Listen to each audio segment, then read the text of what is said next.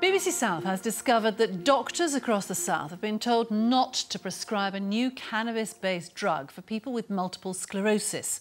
It means the treatment, which took years to develop, will now be denied to many patients. About 100,000 people in the UK have MS.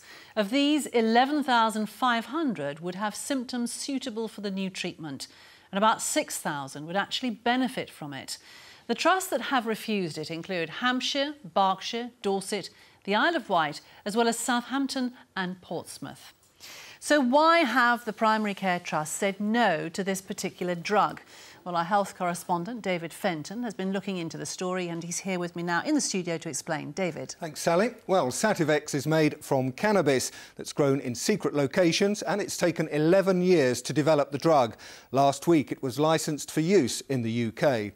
This is how it works. It's sprayed into the mouth and carried to the brain, where it dims down the signals to the rest of the body, allowing muscles to relax. Now, for people with MS, that could make a big difference to their everyday lives.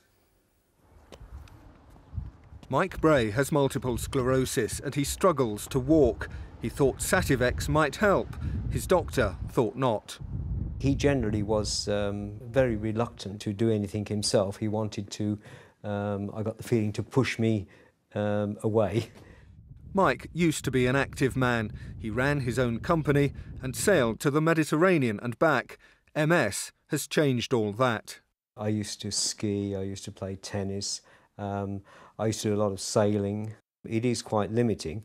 At least I'm still able to walk though, which is something, and I want to keep on doing that as long as I can. The health trusts say cannabis-based drugs like Sativex are not cost-effective and the test results are unconvincing. But Mike believes it could be the answer for many MS patients like himself. I'm disappointed we can't try it. If it doesn't help, then we'd stop. If it does help, then we can keep ourselves out of wheelchairs a little bit longer, so it could ultimately save the NHS money. Sativex costs about £125 a bottle. For the NHS, that would be about £11 a day per patient. The company that's selling the drug says that is value for money. If we roll that over to a full year's cost to the NHS, you're talking less than £4,000 per patient.